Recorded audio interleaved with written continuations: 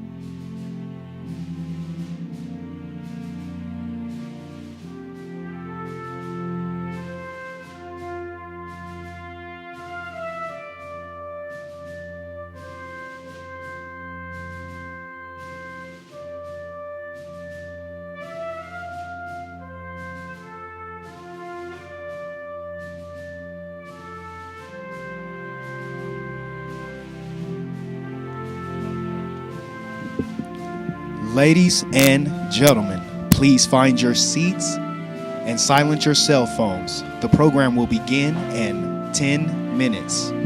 Thank you.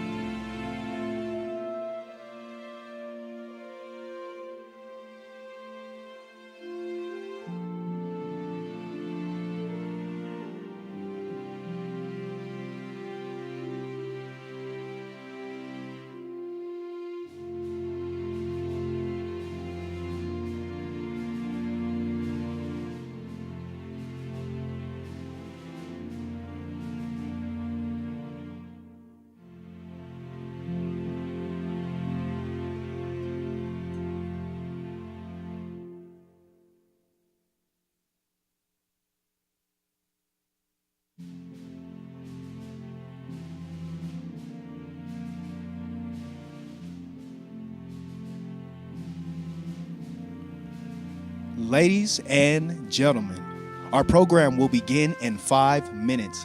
Please take your seats and don't forget to turn off your cell phones. Thank you.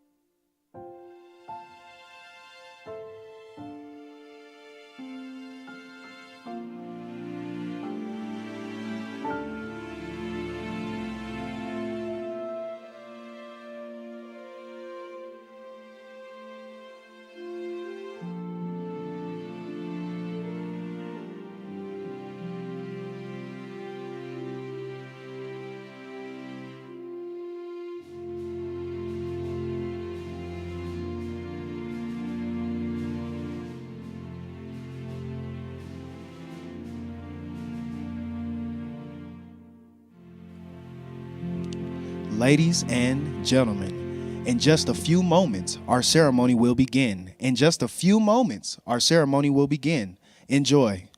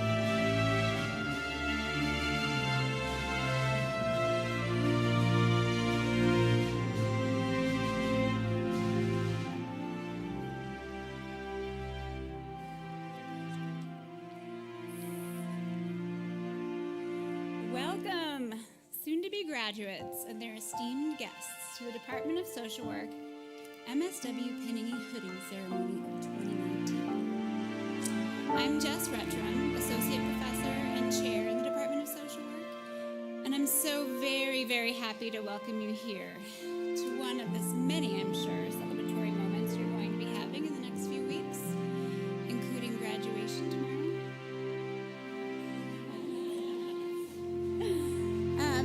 As I peruse the crowd of supporters out there when we were walking around, I saw faces that reflected a variety of emotions, perhaps excitement or curiosity for what's next for your graduate, and some reflecting a deep sense of relief that this part of the educational journey is over.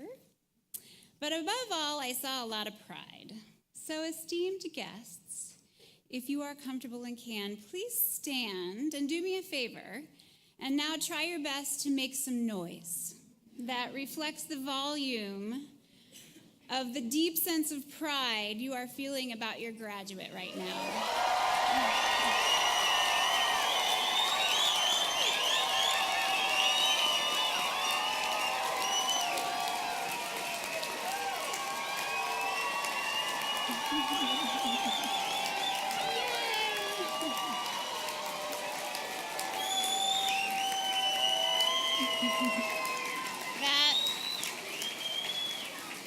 That was fabulous. Thank you. And graduates, as the amazing social workers you are, and you know how essential support systems can be in people's lives, right? Among the myriad of emotions you're feeling right now is a deep sense of gratitude, I'm sure, for significant others, friends, family, and other supporters who've been there for you throughout this social work education journey. So please try your best to make some noise at a volume that reflects that deep sense of appreciation you're feeling toward your supports, who may or may not be in the room with us right now. Let me hear it.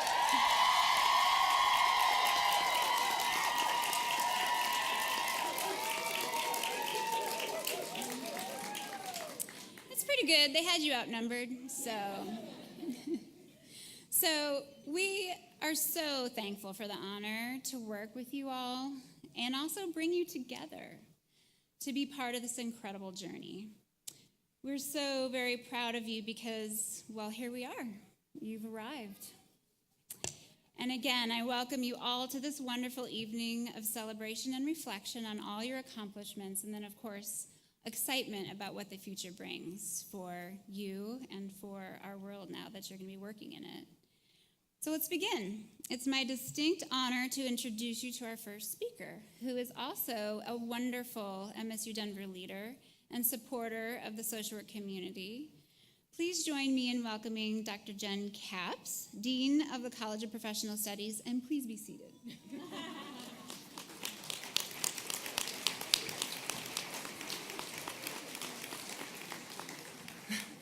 I know you guys are waiting to sit down. Good afternoon, everybody. As Dr. Rettram said, my name is Jen Capps, and I'm the Dean of the College of Professional Studies, and I'm so honored to be here today and say a few words to you all this afternoon. I want to go off script for just a second and acknowledge the amazing faculty and staff in the Department of Social Work and give them a round of applause.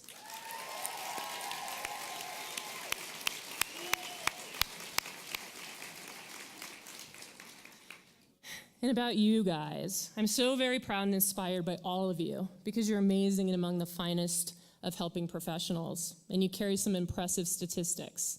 Today, 150 of you are graduating with a master's degree in social work from MSU Denver. 36% of you are graduates of color, and many of you have worked on inspiring capstone projects like peer mentoring programs in Veterans Treatment Court, factors related to readmission rates of pneumonia and sepsis with patients at local hospitals, implementing cultural competencies for home-based social workers. And some of you have done field placements in areas like human trafficking, mental health, policy legislation, and victim services. And you all have an impressive collective GPA. Wait for it, 3.827.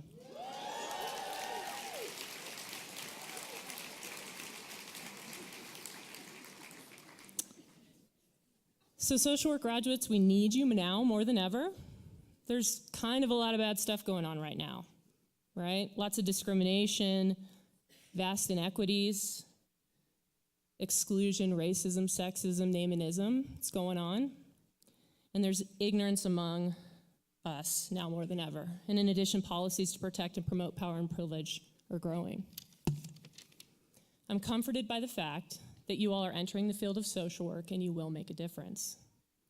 Through the diversity of your backgrounds, your education, your experiences, you represent hope and most definitely contribute to increasing health equity in our communities. So thank you. What would a graduation speech be like without just a tiny bit of advice, right? So I'm gonna give you one piece of advice and then hand you over to the next person. Please, please, please take care of yourselves. All right, I don't know about you, but folks in the helping profession sometimes don't do a great job of that, right? And we really, really need you. I read something yesterday, and I'm gonna borrow the analogy as I think it applies here, and I bet you all will remember it. All right, how many people have a cell phone? Maybe the better question is who doesn't have a cell phone, right? All right. I don't know about you, but I'm fairly meticulous about making sure that my cell phone is charged up. All right. I don't want that cell phone to die. It's my lifeline. It's where I get my information, my sports scores, try to find out what's going on in the world. I need it. Please take as much care in making sure that you remain charged as you do your cell phone. Exercise, eat well, enjoy your family and your friends, sleep, get lots of sleep, have fun, celebrate your accomplishments, and each time you go to charge that cell phone, pause for a minute and review what you're doing to keep yourself fully charged. Because as I said, you're worth it, and we need you out there. Thank you, and congratulations to the 2019 Masters in Social Work graduating class at MSU Denver.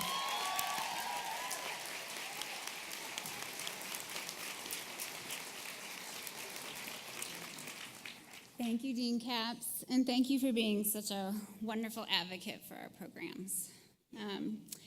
It's now my pleasure to introduce our keynote speaker, Regina D. Richards. She's the director of the Office of Diversity and Inclusion at University of Colorado's School of Medicine.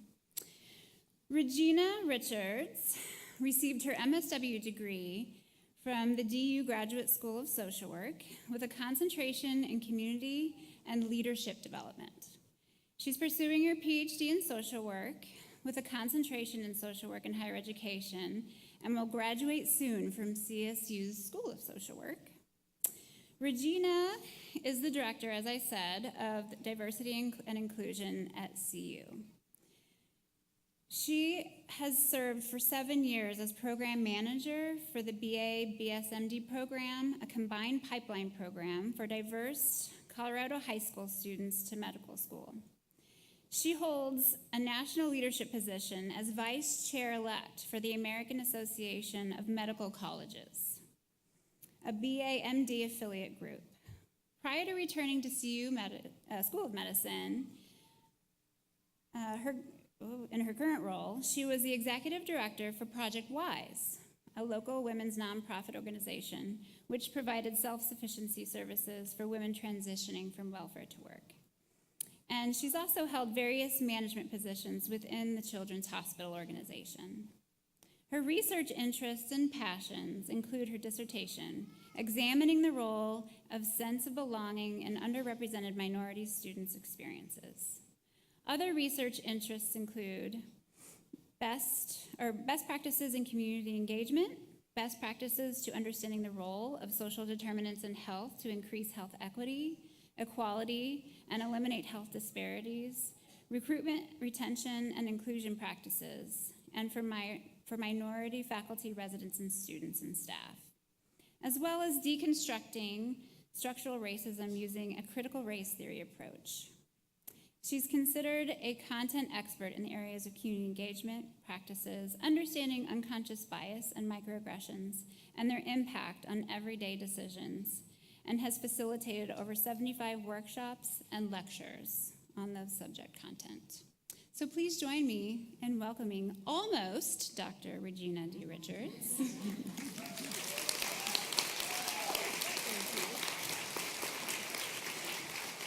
Thank you very much, Dr. Retro. Good afternoon, everyone. So there might be one or two of you in here that know me, and so I'm going to try it again. Good afternoon, everyone. I love it when you talk back to me. Thank you. Wow. I wish you could see what I see right now. It's amazing and awesome, isn't it?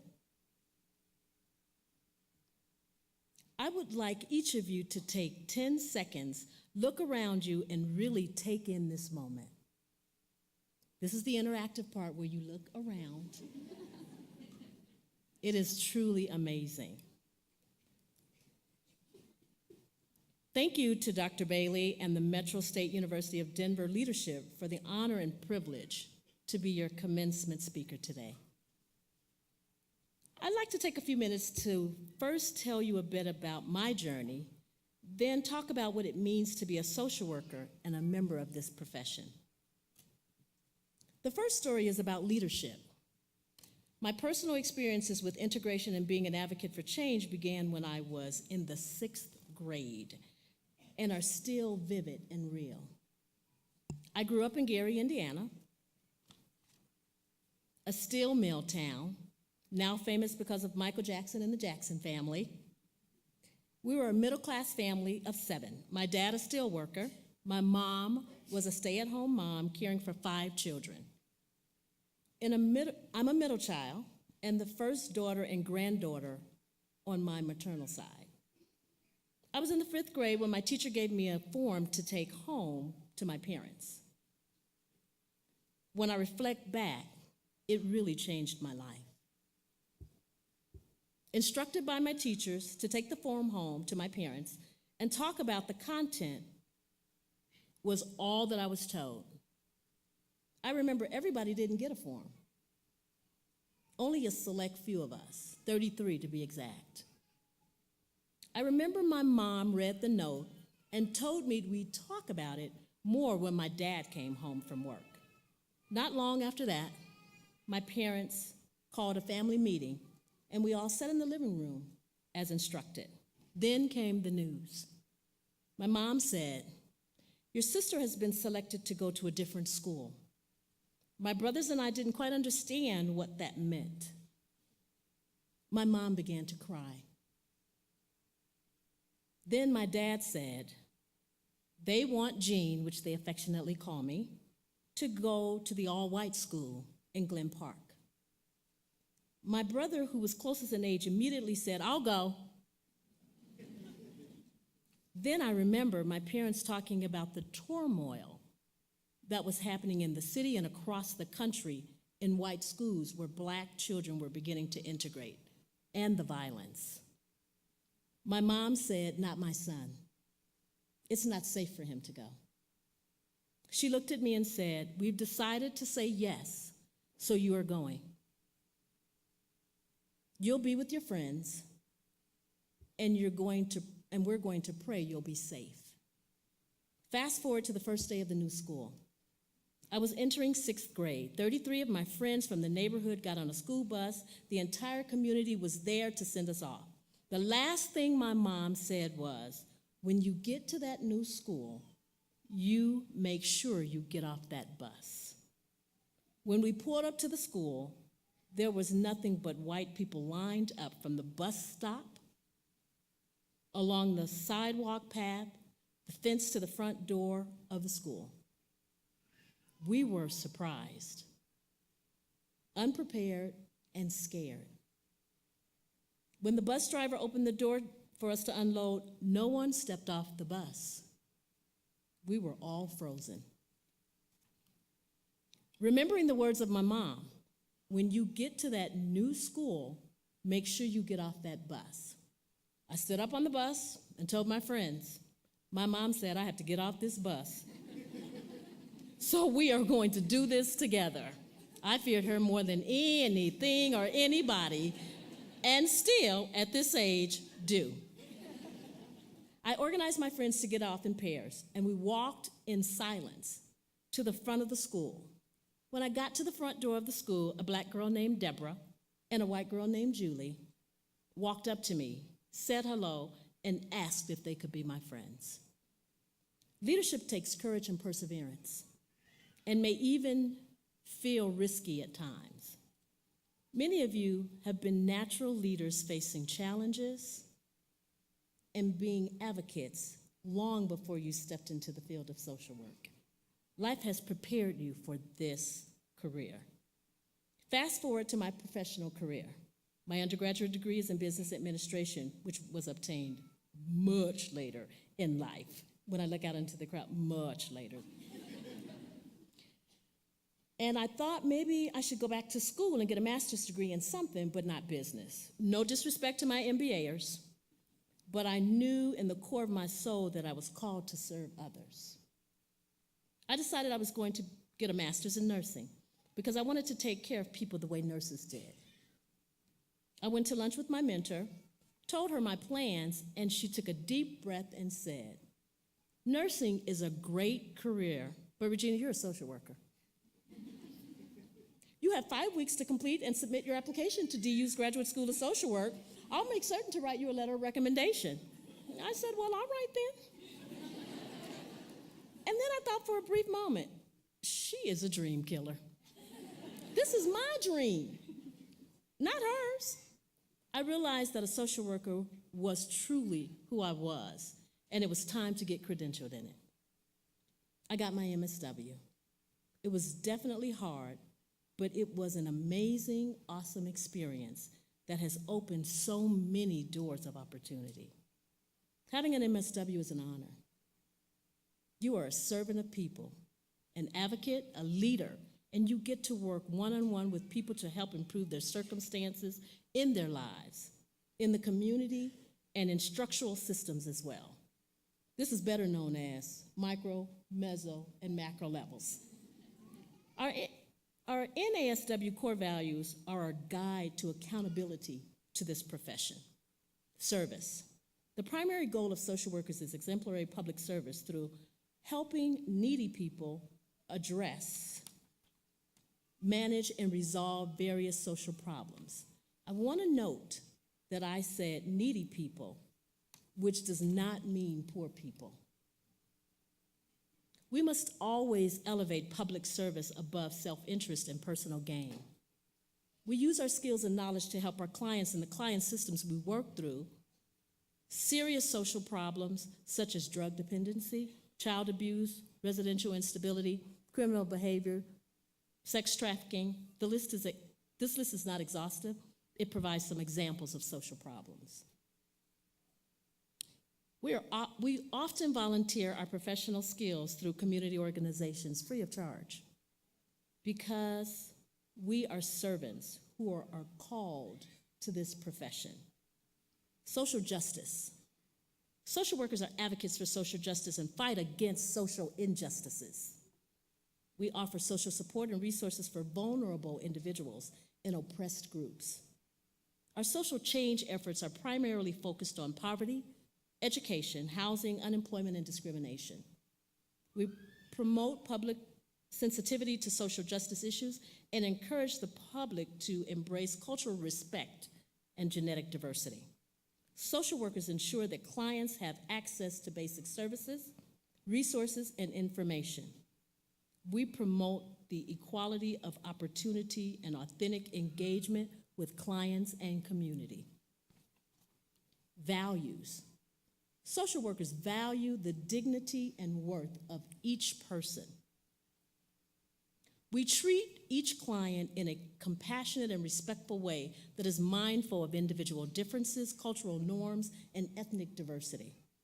We promote clients' socially responsible self-determination based on their individual values. Social workers strive to increase their clients' capability to change, address their own needs, and become self-reliant.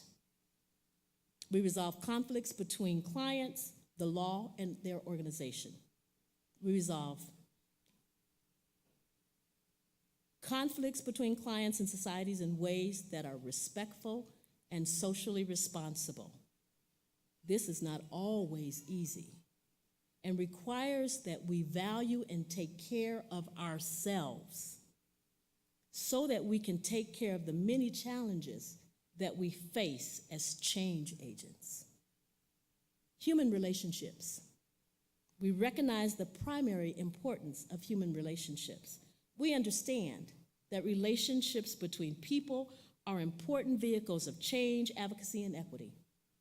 We engage clients, other professionals, and community program staff as partners in the healing and helping process.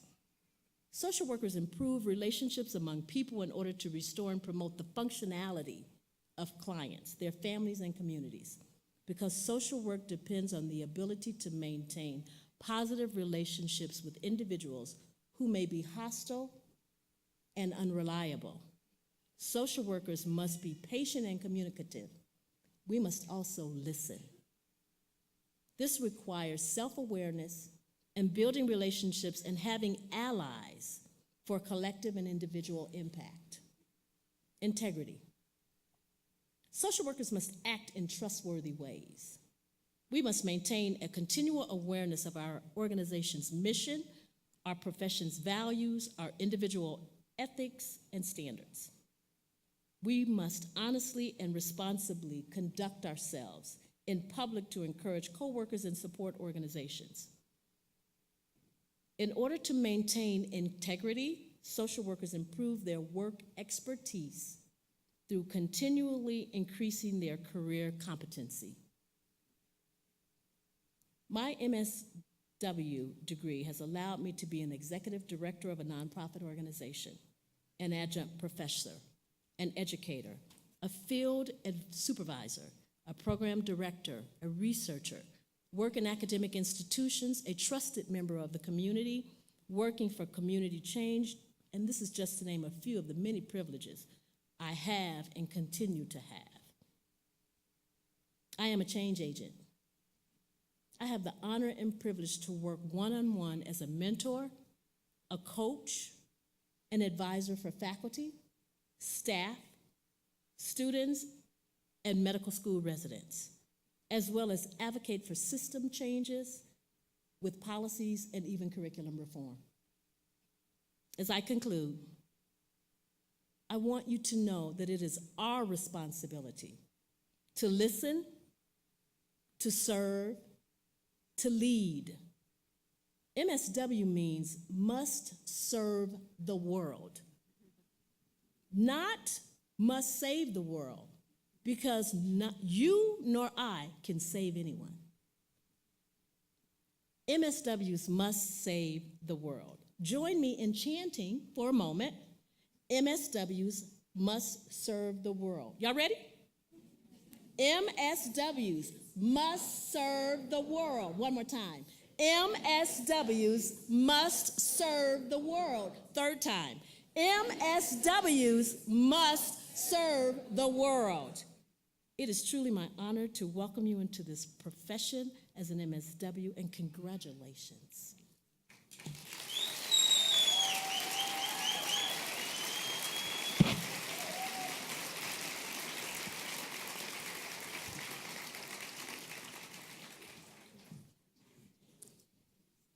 Thank you, Regina, for those inspiring words.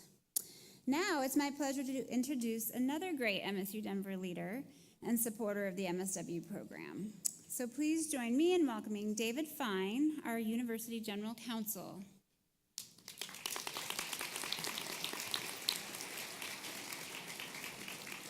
Good afternoon, everyone.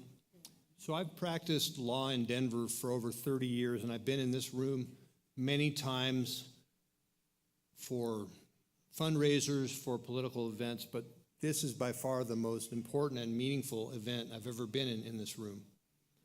On behalf of President Janine Davidson, I want to say congratulations.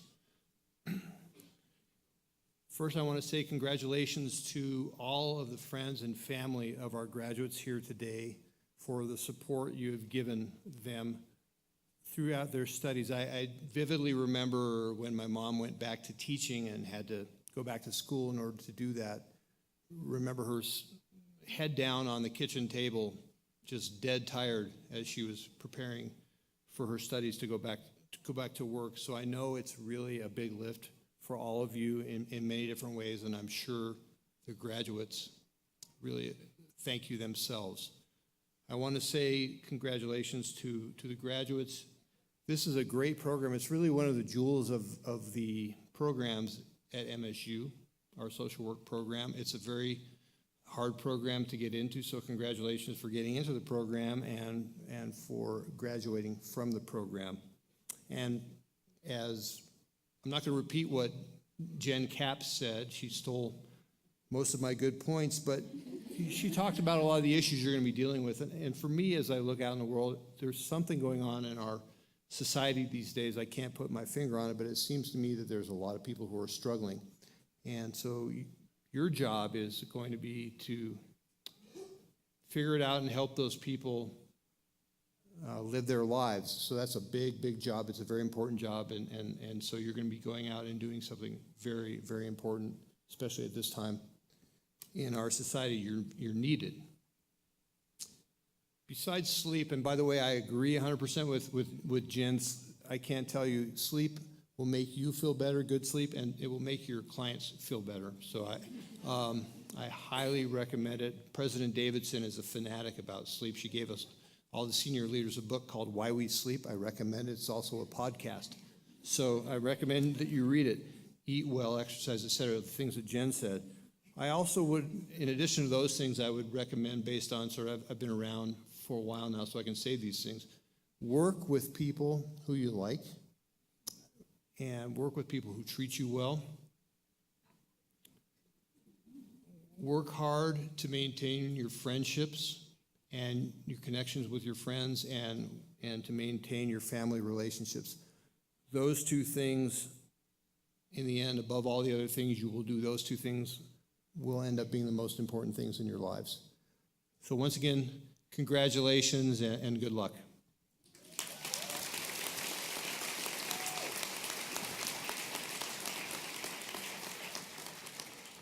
Thank you, David. So, I know your journeys to enter into our social work program started long before the first day of classes, and in very different places and for very different reasons. Now you know there is so much more to being a master's prepared social worker than just having passion or talent for helping others. From honing your clinical intervention knowledge and skills, to understanding how organizational leadership or social policy may impact clients, families, and communities, to gaining a better appreciation for how to be a good consumer of research and evidence to provide best practices to clients. You've covered a lot of ground. And I'm so very proud of all of you for getting up every day to do what it took to demonstrate all the competencies required to be a high-quality master's prepared social worker.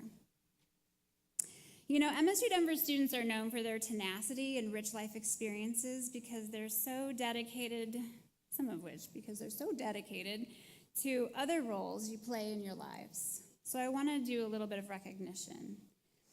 I wonder if you wouldn't mind standing if you worked during this program.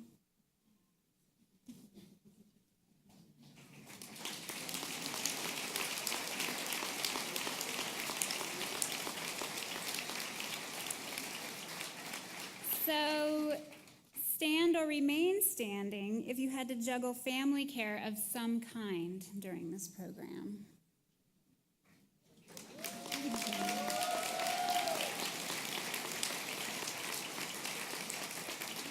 And how about those of you who are the first people in your family to graduate with a master's degree?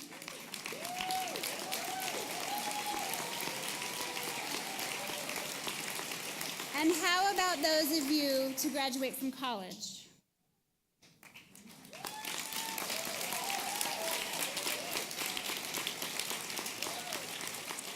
Congratulations. You can sit. Now, I want to recognize a few other students.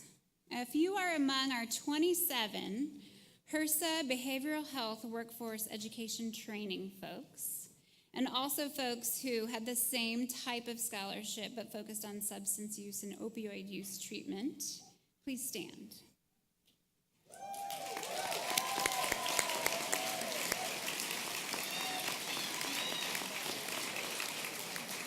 And how about our 9 child welfare stipend student scholars?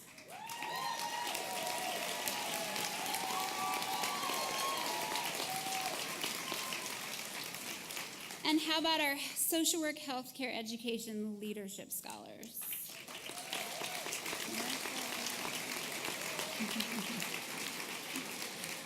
These graduates not only tackled the master's program, but on top of that, they committed many hours of specialized training in these various areas. This training will help them fill really important workforce demands and gaps that are out there right now, and we're so very proud of their extra dedication and hard work this year. Finally, how many of you felt you had to make a significant sacrifice at some point to get this degree? Yes.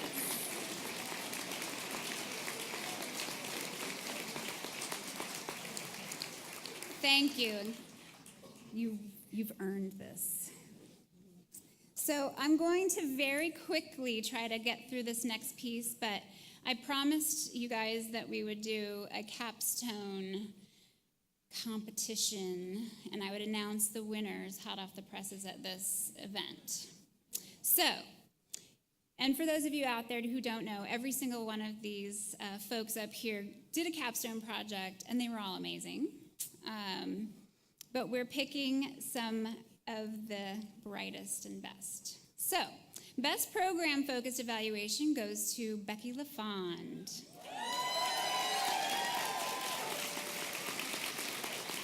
She conducted a study of how to be inclusive of Latinos in a healthcare setting. So the best practice-focused evaluation goes to Dylan Duran, who examined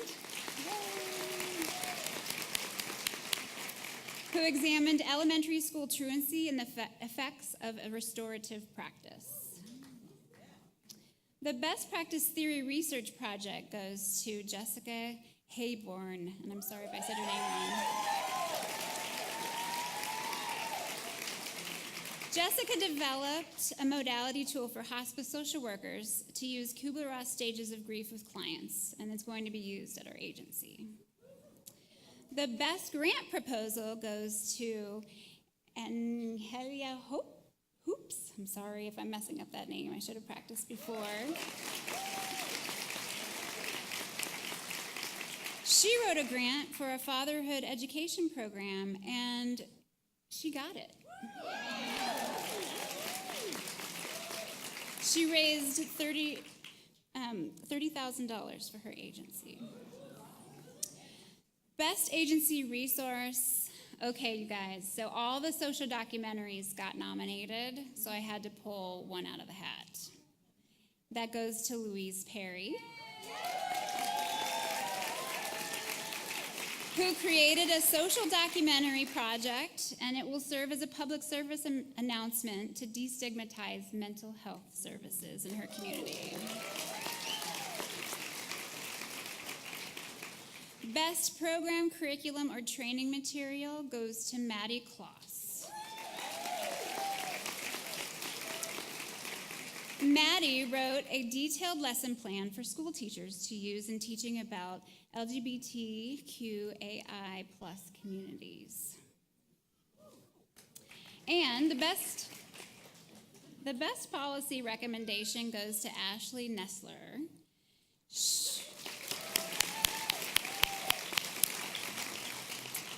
which investigated and then proposed income guidelines for admission to an early education setting.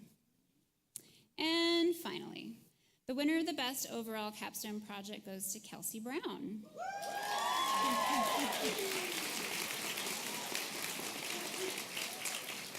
Kelsey conducted an environmental scan of national funding for community-based sexual assault services. Basically, in the end, what she did was identify some important gaps that exist outside of the Denver metro area for us to focus on in the future. So congratulations to the winners.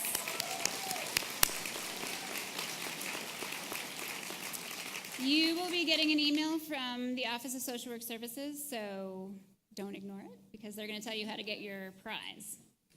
So, I want you to look around at the graduates sitting next to you. Many of your classmates have assisted you in learning, helping you gain better understandings, and hopefully, if they did their jobs right, they also challenged the way you look at the world so that you can better serve with humility and empathy. In your professional practice, you'll be faced with a broad variety of alternative and sometimes, maybe often, competing ways of seeing your clients and community's challenges. And it's our hope that you will, with grace and expertise, provide an enhanced perspective and innovative approaches that will contribute to a positive way forward. We also hope you'll be curious as you learn from other professionals who also bring valuable contributions to the work. Finally, something else I'm truly proud of is the passion and caliber of our faculty and staff.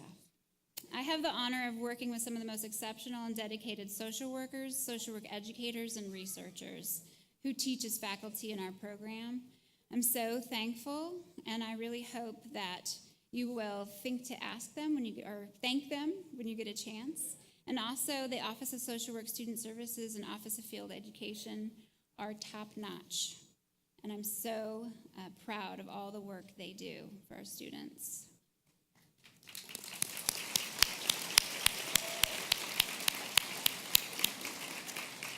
Soon you will all be joining the national workforce of an estimated 650,000 active social workers in the United States, less of half of whom have a specialized training, master's prepared training like you do. We need you, and we truly believe in you.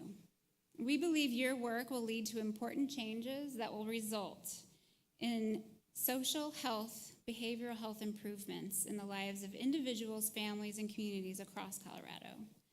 So, we look to you now to continue to develop your professional identities and expertise that will serve your clients and communities as they face the challenges of their lives. So, no pressure. So we're going to launch the pinning and hooding ceremony now. We've had a chance to reflect, so now it's time to get you guys across the stage, pinned and hooded. So this is how it's going to work. The presentation of the graduate academic hood is a special recognition for master's candidates, during which the appropriate school dean, assisted by the department chair and program director, we're going to place a hood over each of you, signifying your success in completing this graduate program.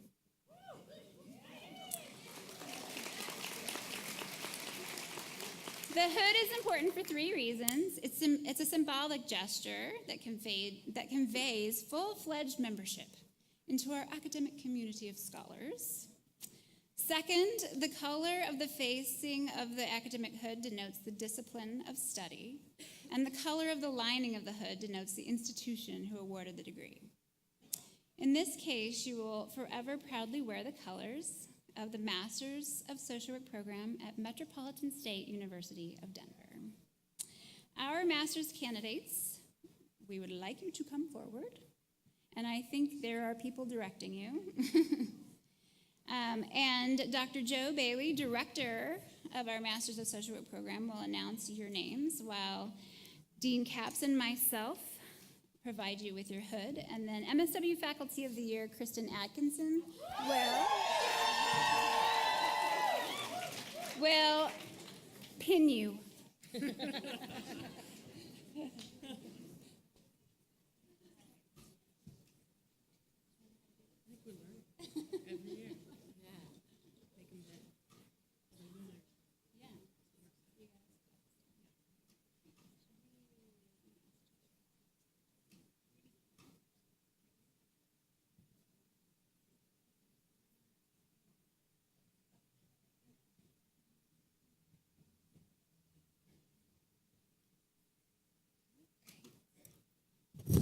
Nicole Bishop.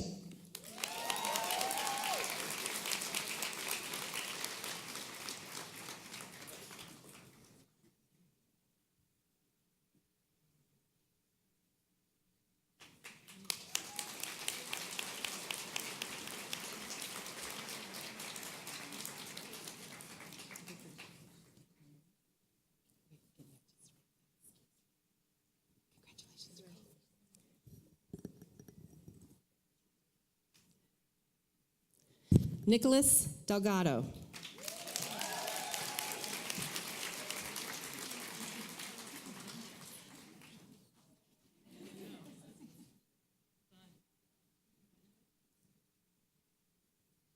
Amberlyn Knoll.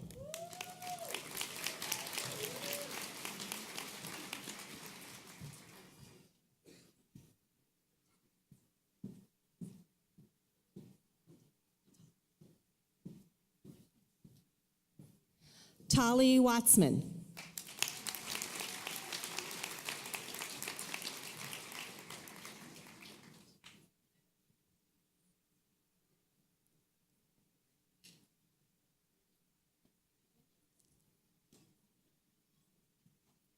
Abigail Hoffbauer.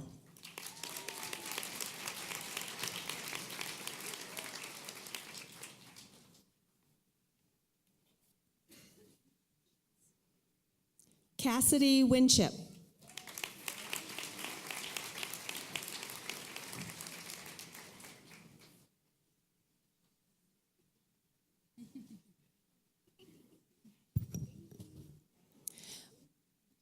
Matilda Dunbar, HRSA stipend recipients.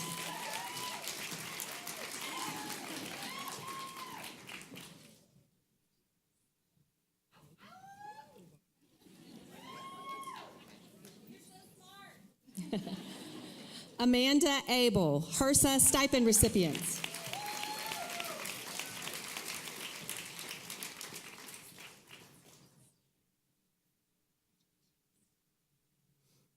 Mariah LaRock.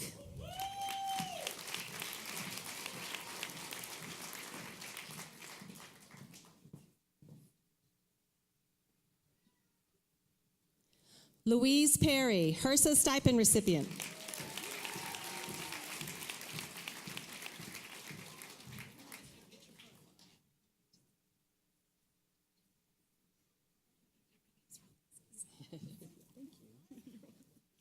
Christina Berg, HRSA stipend recipients.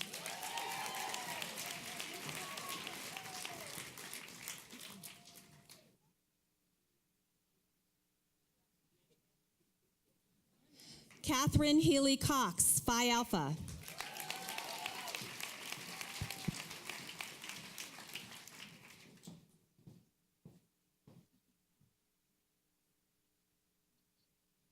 Rachel Mesnick, HRSA stipend recipients.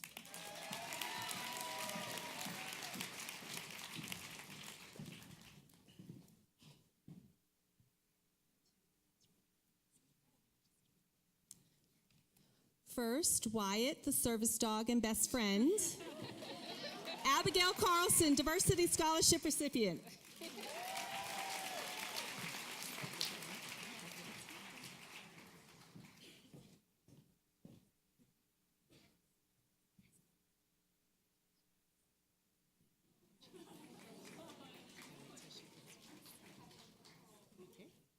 Catherine Heisey, Phi Alpha HRSA stipend recipient.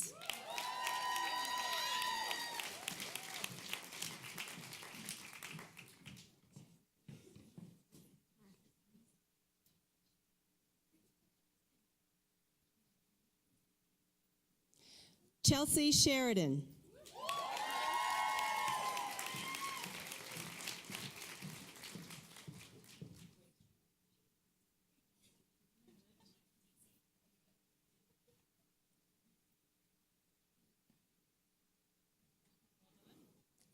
Katie Bennett.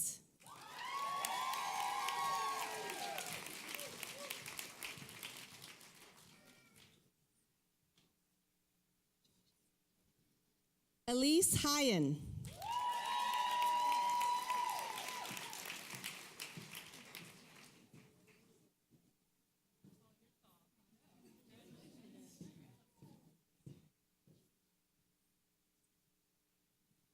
J.C. Lieb, HRSA stipend recipient.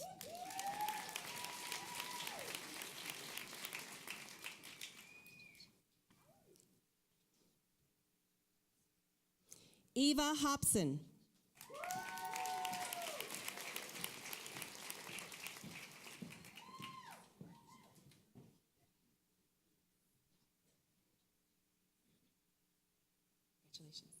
Thais Magallon.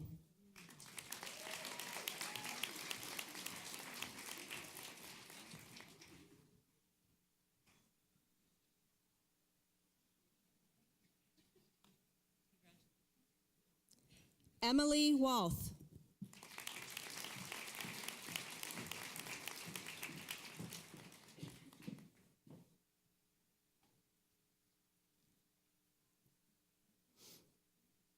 Virginia Roberts, Phi Alpha.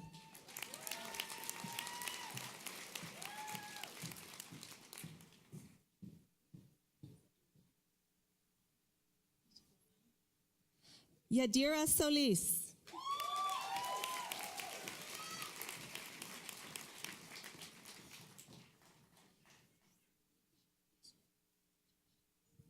Asia Lee.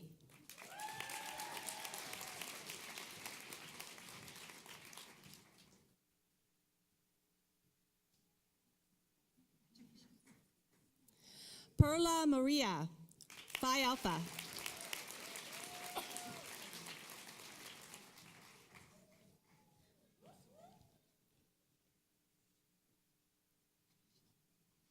Gina Perez, Phi Alpha.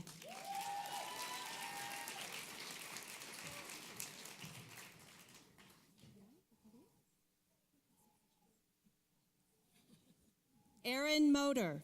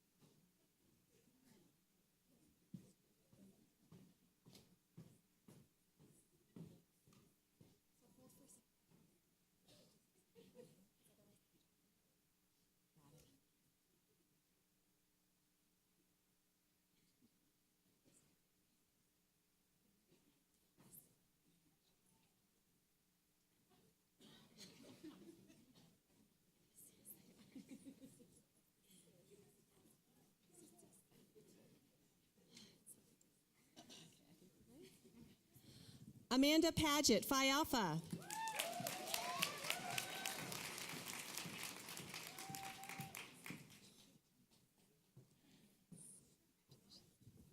Samantha Bowles, Phi Alpha.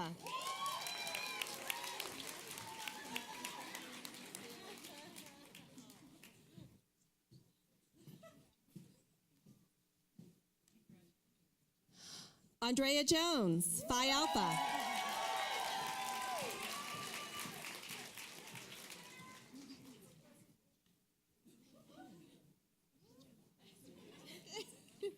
Kelsey Brown.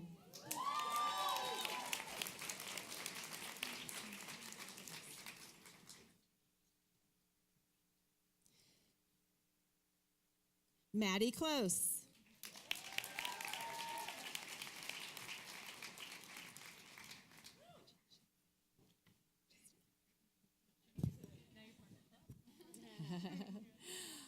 Raquel Tarantino.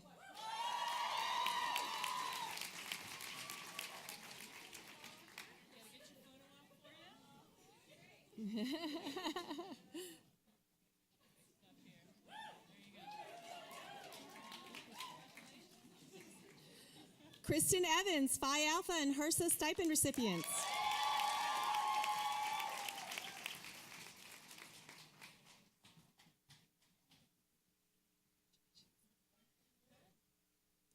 Jenna Lothian.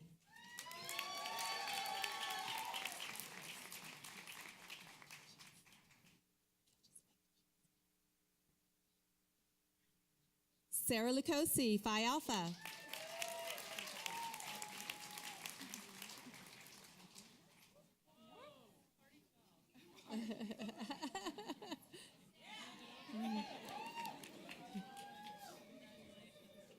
Emily Rudell, Phi Alpha.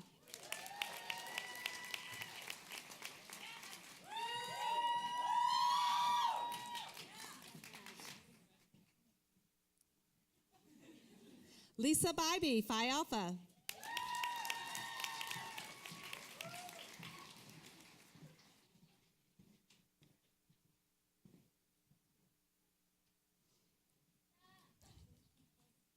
Nicole Dahl.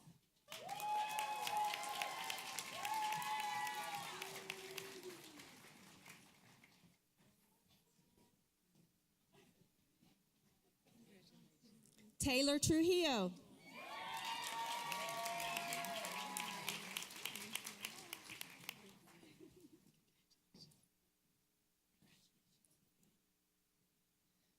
Famia Ali and Company, Child Welfare Stipend recipients, HRSA Stipend recipients.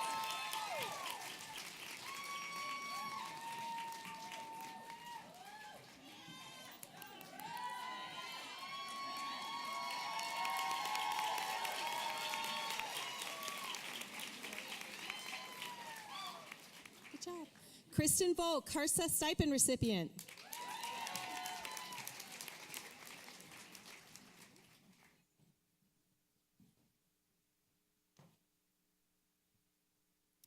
Rebecca Noggle, HRSA Stipend recipient.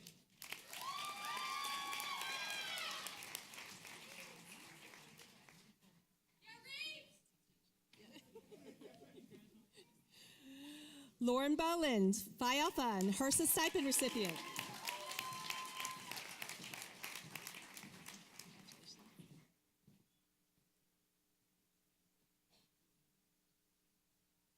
Carolyn Vandervost.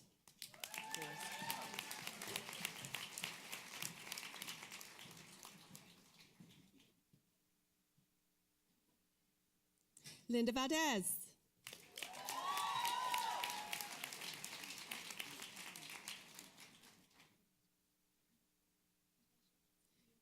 Catherine Beckel, Phi Alpha, HRSA Stipend recipient.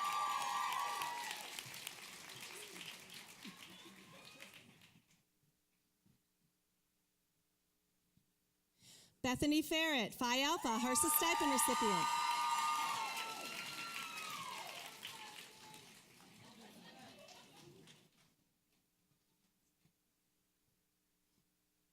Angela Resman.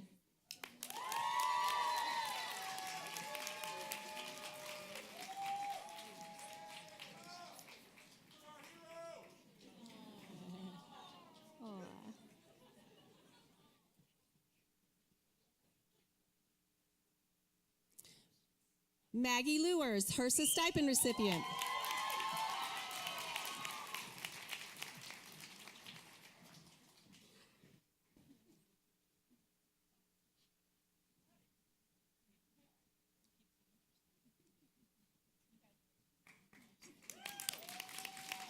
Brianna Wenholz.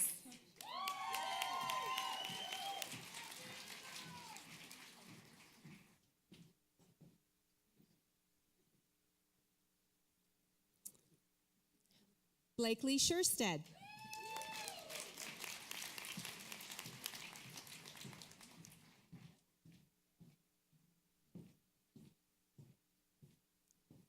Mackenzie Brookstra, HRSA Stipend recipient.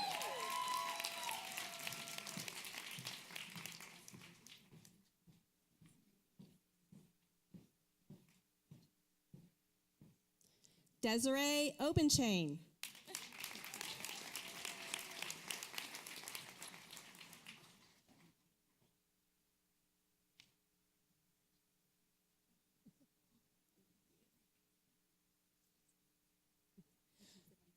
Dora Sappho.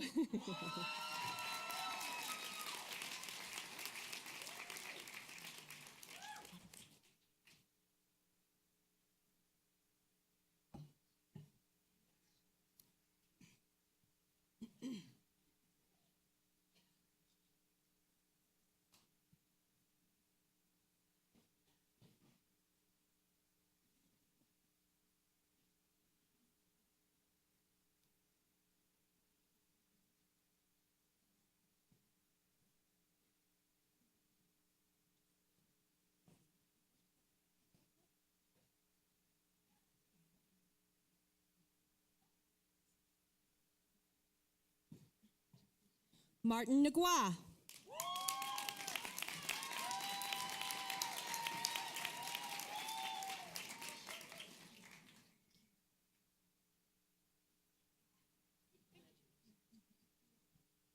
Gina English.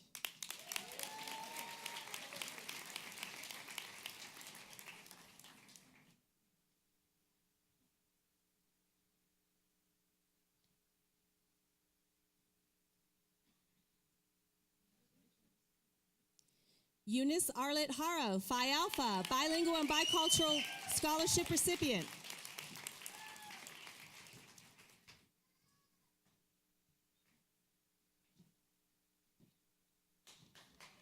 Rebecca Sugar.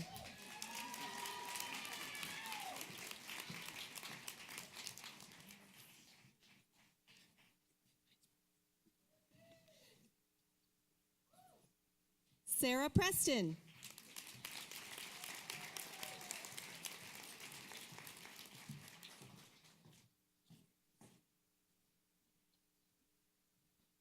Allison Jaderquist, Phi Alpha.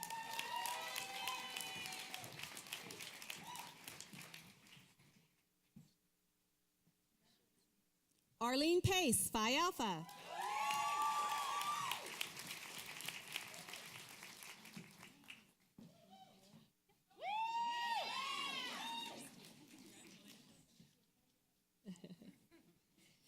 Kirsten Nagy, HRSA stipend recipient.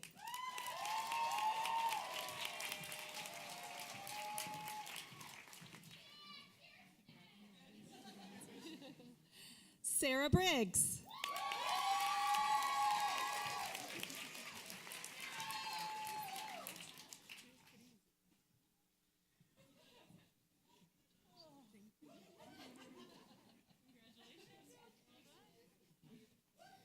Audrey Bristol.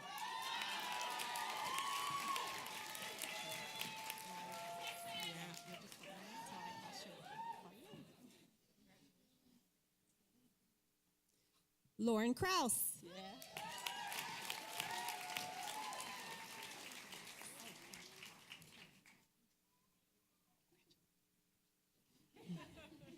Kara Thornburg.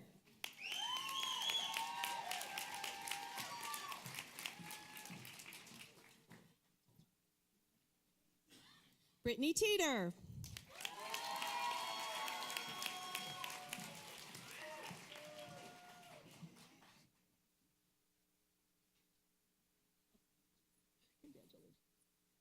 Amber Larson.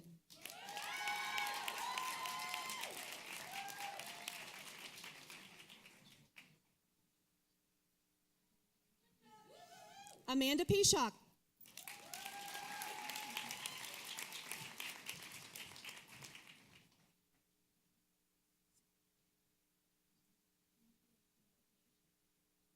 Catherine Supley.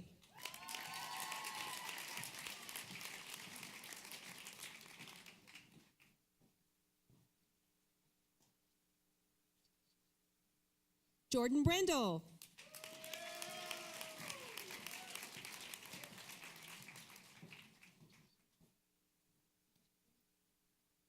Jill Armstrong.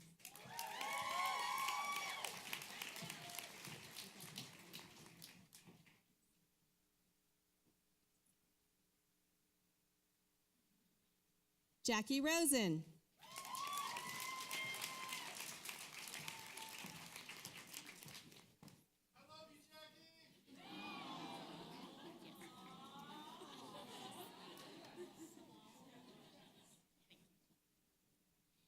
Amy Lytle, Phi Alpha.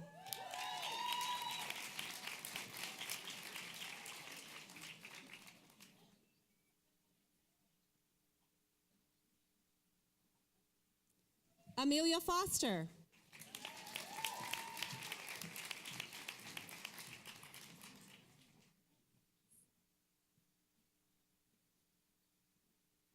Gabriella Ligori, child welfare recipient.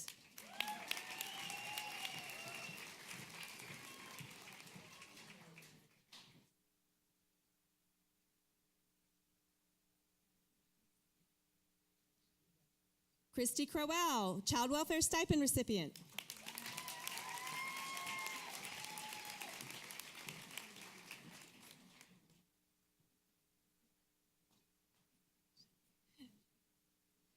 Nicole Hayfley, Child Welfare Stipend recipient.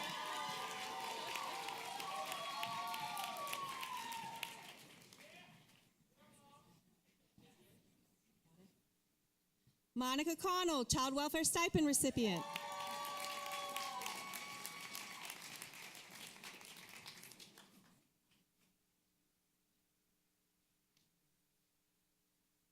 Landon Talbot, Heal Scholar.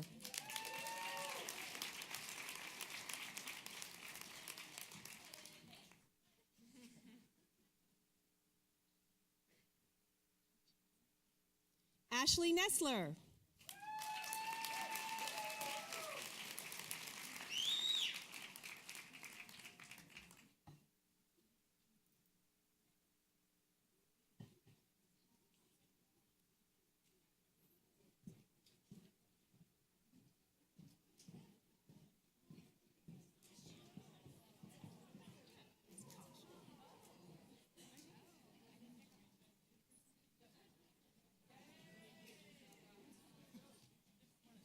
Kasha McCall, Phi Alpha.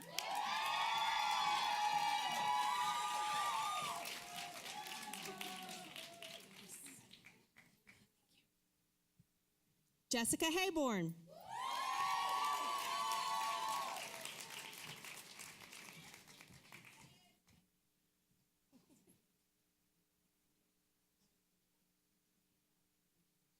Yvonne Cipher.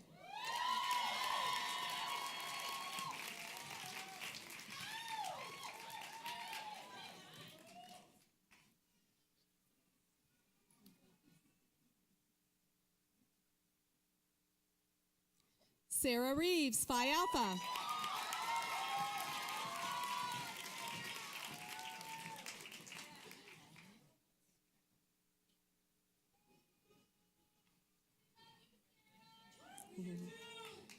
Harmony Tren.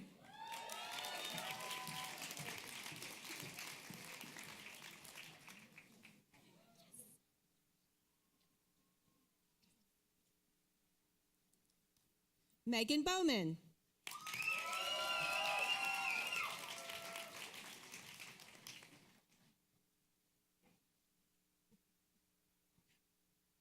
Nicole Jones.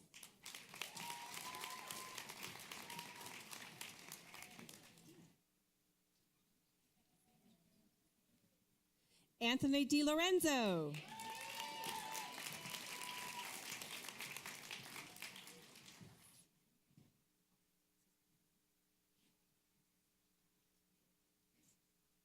Susan Ehrenhoff.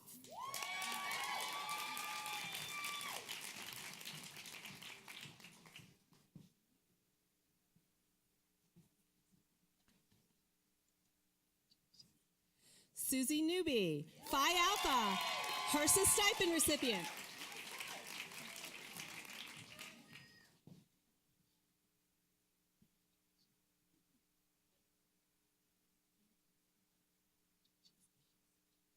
Judy Roberts, Phi Alpha.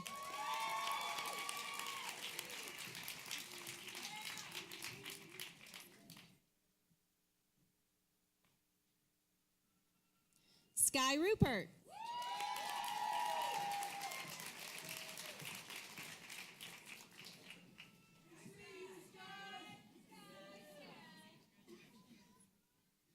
Maria Elvira.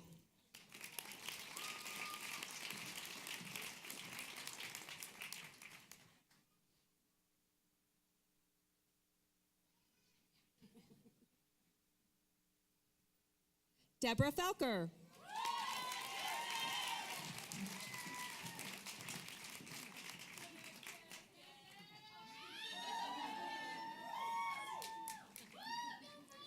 Alyssa McAllister.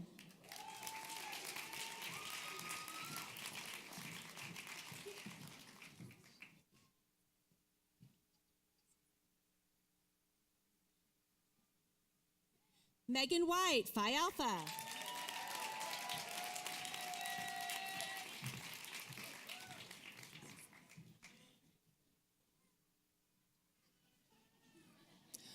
Carly Trompo.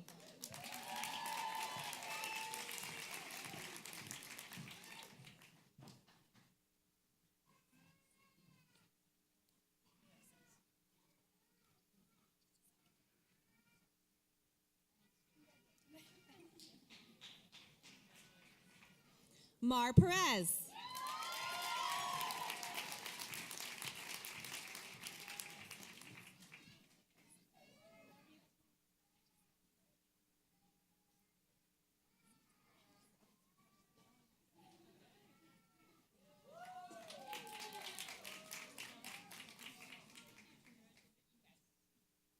Melissa Nielsen, Phi Alpha.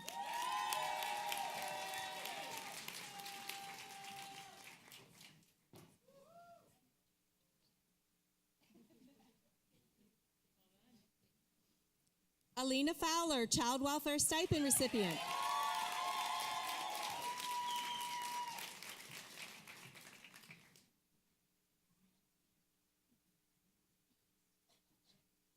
Nicole Nina, Child Welfare Stipend recipient.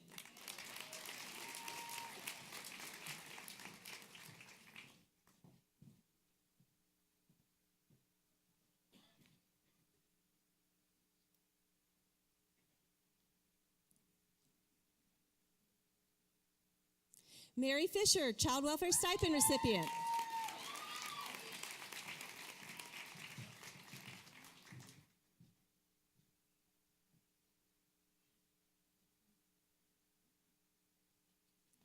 Abigail Baer, Phi Alpha.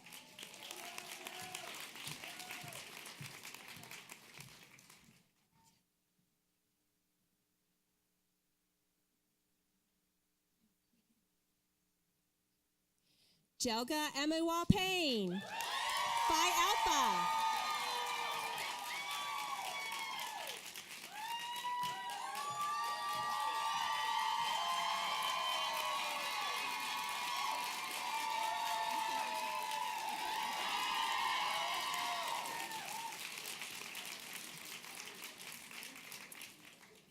Bianca Munoz.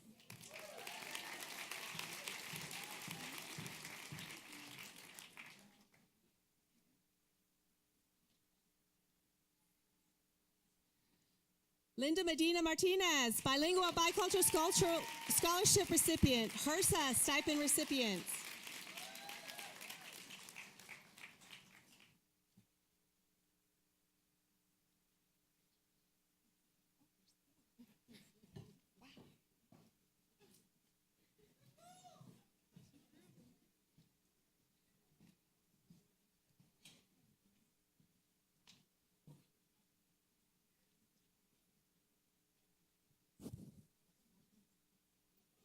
Rosemary McQuiggan, Phi Alpha, HRSA Stipend recipient.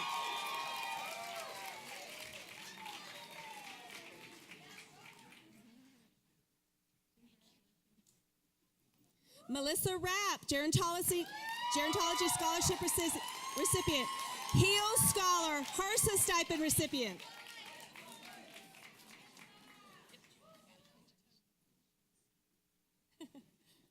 Michelle Hyatt.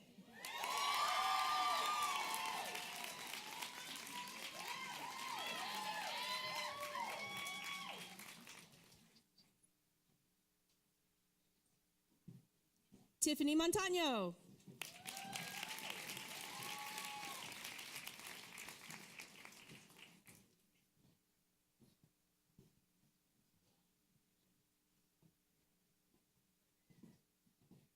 Autumn Cruz, Phi Alpha.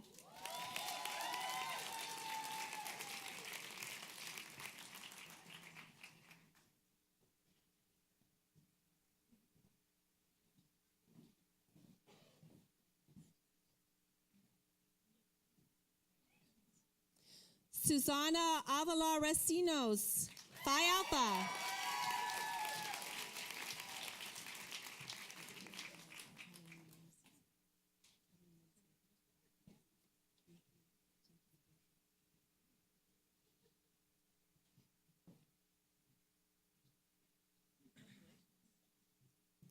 Brittany Catalinas.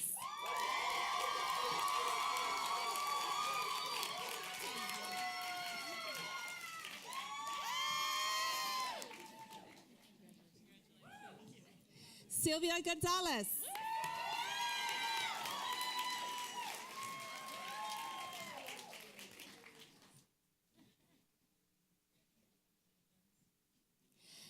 Esther Rivera and Company, HRSA stipend recipients.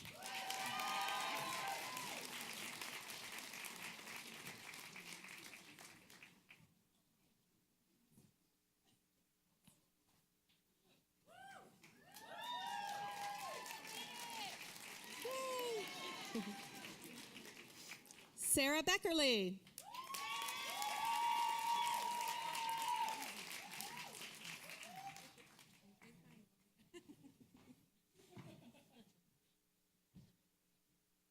Cassidy Robinson.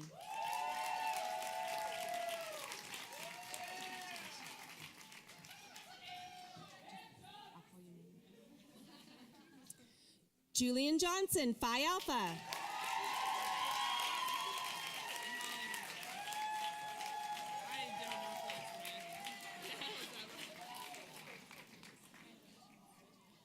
Molly Fryer.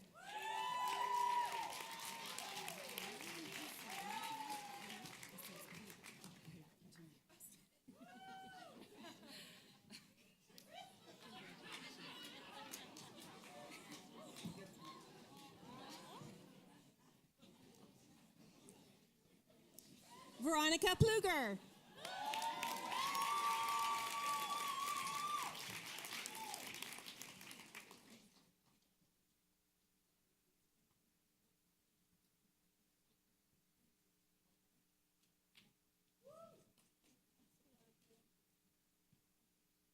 Sarah Salazar.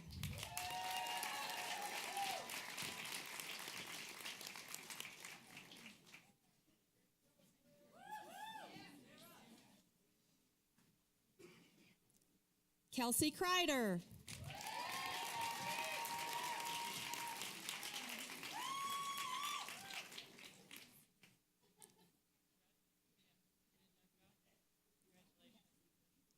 Becky LaFawn, Phi Alpha.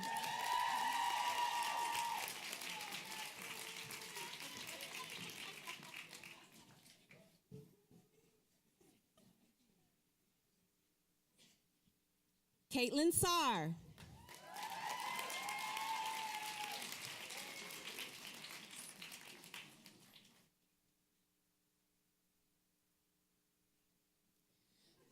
Claire Palias, Phi Alpha.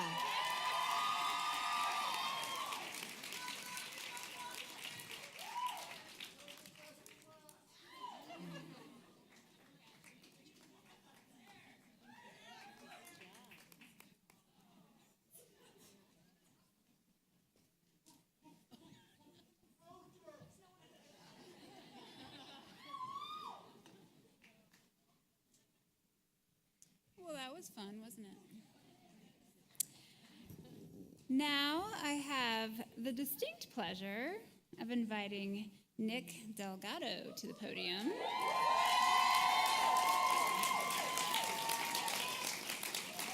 He was chosen by the graduating cohort to represent them and address them this evening. Come on up. Thank you. Thank you, everyone. Looking at the time and in the interest of everyone's dinner reservations, I will try to make this as succinct as possible. So let's start at the beginning. Okay, so wow, we made it. And so this moment is the culmination of anywhere from 1 to 4 years of work, and I think we'd be remiss if we didn't acknowledge all of our loved ones in the audience right now.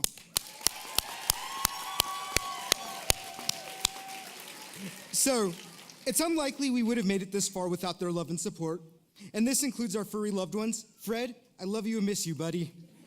So, loved ones, the support you've provided us on this adventure, from listening to us and doing extra chores to providing additional help with the kids, have been an integral part in making this moment a reality.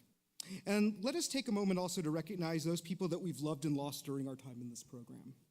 So, now, if this gets overly academic or didactic, I'm sorry. So, I swear there will be a payoff. So, in economics, students are taught that the most valuable asset a person has is their time. And every person in this auditorium tonight has invested their time, from professors and loved ones to us, to make this graduation a reality.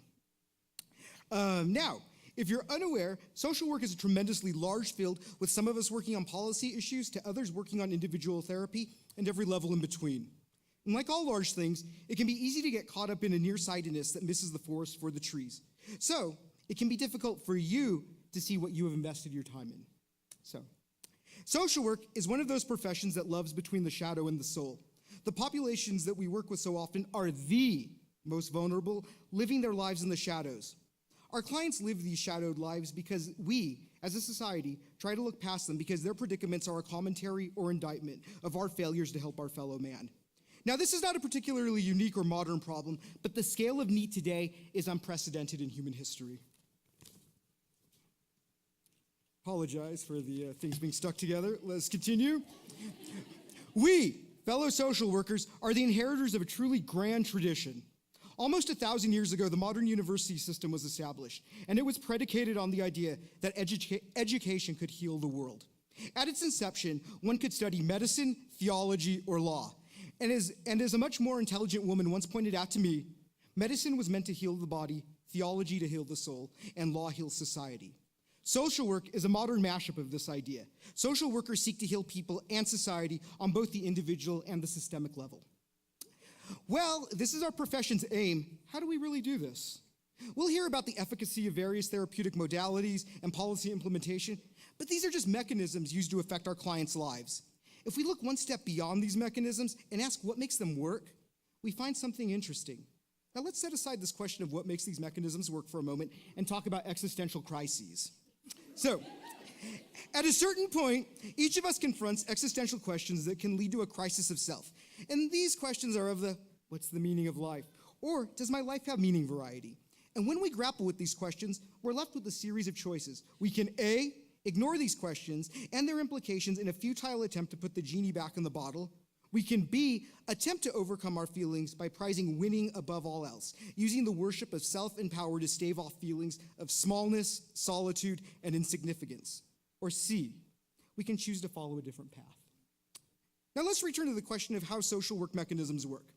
At its core, social work is imagination, curiosity, and optimism operationalized. It has been said that social work is revolution. To the social workers in the audience, social work is the revolution that we choose for ourselves each day.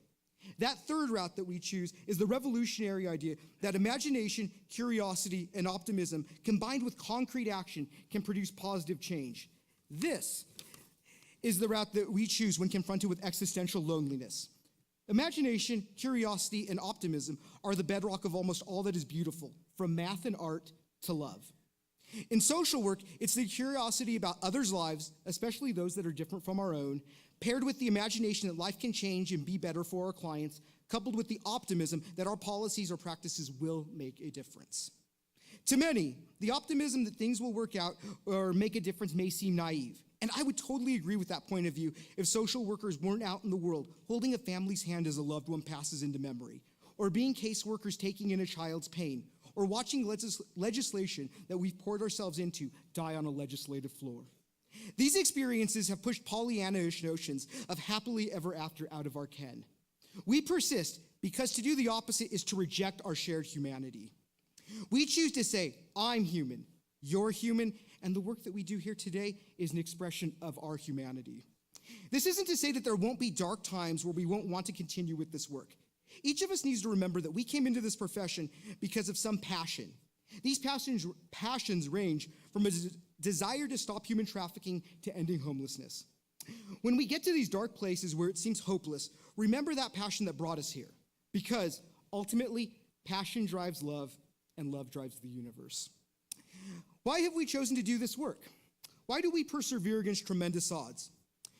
We do it to share the joy of being alive. And what I mean by this is that there are those things or those moments when if we're conscious and we're present, they just make us luxuriate in the simple, profound pleasure of being alive. We do this work to help get our clients to a place that's safe and secure enough in their own lives that they too can take a moment to be conscious of the magic that is being alive. Class of 2019, we did it. Family and friends, we couldn't have done it without you. Thank you.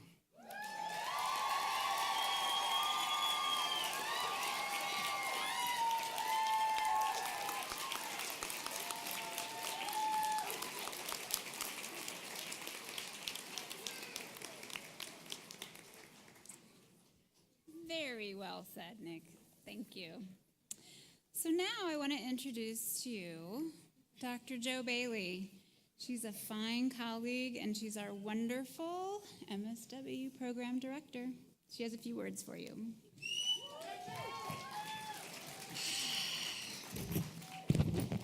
I know you're looking at the program and saying, one more. I have the pleasure of saying some closing remarks for our ceremony here tonight. I know you're all anxious for the celebrations that await you, so I'll try to keep this somewhat brief. But you know, a professor and an audience, no promises. Let me start by asking something, perhaps small of you.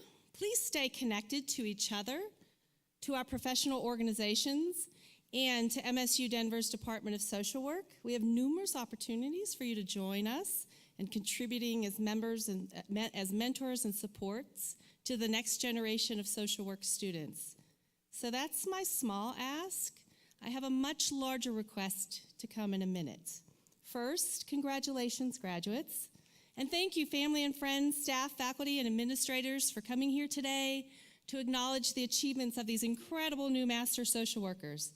And a special thank you to the Department of Social Work staff who you've seen directing us all evening for creating this beautiful event for us. Each year we get larger, each year we get a little better at this. Thanks to our student speaker, Nick Delgado, and to our distinguished guest speaker, Regina Richards, for your words of inspiration. Graduating class of 2019, you have done it. You've sacrificed, you've sweated, you've grown in ways you weren't expected, and maybe uncomfortably so. But you've done it. You've proven your intellect and skills. You've proven you have what it takes.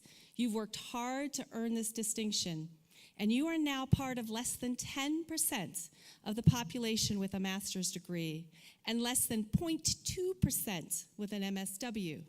You are incredibly special. Your family, loved ones, and faculty couldn't be prouder. And now you look forward with eager optimism to the next phase, the next part of your journey. I had been thinking I was going to be uplifting, talk about rainbows and unicorns at this point. I planned to, I really did. And I'm going to apologize in advance because I can't. I'm not going to sound upbeat right now, not after May 7th, and I'm sorry. Not after May 7th and another blatant reminder that we, as a people, have some ailments. And what I think we need is someone who cares. We need a good social worker. The great abolitionist and activist Wendell Phillips once said, "I think the first duty of society is justice." We need someone who cares enough to step up and help us to realize our dreams of justice, freedom, inclusivity, and equality. Oh, I just knocked that off. And I ask you, class of 2019, will you care? Will you be the ones to lead us? Will you help this great country become well? Will you care that compared to other industrialized democratic nations, that we have the highest infant mortality rate, the lowest life expectancy, and the highest child poverty rates? That 10% of our elders are victims of abuse or neglect? That more than 2 women are killed by an intimate every day, and every 90 seconds someone in this country is sexually assaulted? Will you care that over 21 million Americans have unsafe drinking water and 134 million Americans live with polluted air, and these are disproportionately poor and people of color? That on any given day, about 500,000 people are homeless, and that thousands of these are our veterans? That hate crimes are rising, and thousands are victimized because of their race, ethnicity, religion, sexual orientation, and gender identity, and people are not safe in their schools, mosques, synagogues, and churches? That suicide is the second leading cause of death for young people? That LGBTQ youth are 5 times more likely to attempt suicide? That thousands of people are fleeing extreme poverty and horrific violence and are being denied safety and asylum? Will you care that homicide is the leading cause of death among young Black men? That jails and prisons are the #1 provider of mental health services in this country? That homicide and assault are the 4th leading cause of death among 1 to 4-year-olds in this country? Will you care? Of course you do. We know that. You're social workers. This is your passion and your life's works. So the question really is, what will you do? Will you rise up? Will you turn off the noise and turn away from the shiny distractions, away from the screaming disregard for the poor and the marginalized, and away from the sick glorification of violence and sexual violence, and help us? Will you do what we've failed to do? Will you lead us and make us well? Will you lead us in really making the incredibly beautiful American dream a reality for all? To quote Wendell Phillips again, the price of freedom is eternal vigilance. We need you, your skills, your passion for justice, your leadership, and eternal vigilance. As a country, we need you now. I admit, I sound incredibly morose right now, but I do have a glimmer of hope, and that's because of you. You are our hope for truth, for justice, for human rights, and for dignity for all. You with your commitment to others and to peace and to a better way. You with your care and concern for humanity. Our hope, my hope, flickers a light because of you. All of us here, we believe in you, and we're counting on you. I thank you. We thank you. All of us here, we believe in you, and we are counting on you. I'm sorry, I said that already. Still the same. We thank you for your commitment and your dedication to this noble work. 2019 graduates, please remember, somebody will be leaning on you. Okay, come on. Ready? Yeah. Here we are. Okay, ready? Got it. Okay. One, two, three. Sometimes in our lives, we all have pain. We all have sorrow. But if we are wise, we know that there's always tomorrow. Everybody! When you're not strong, and I'll be your friend.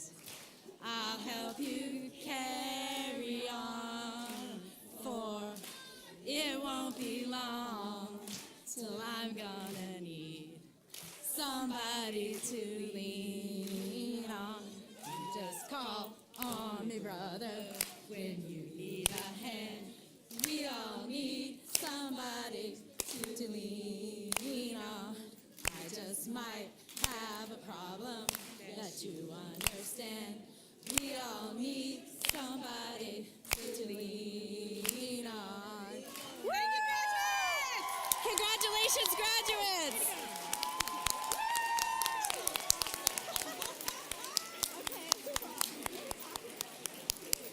You're free to go and mingle.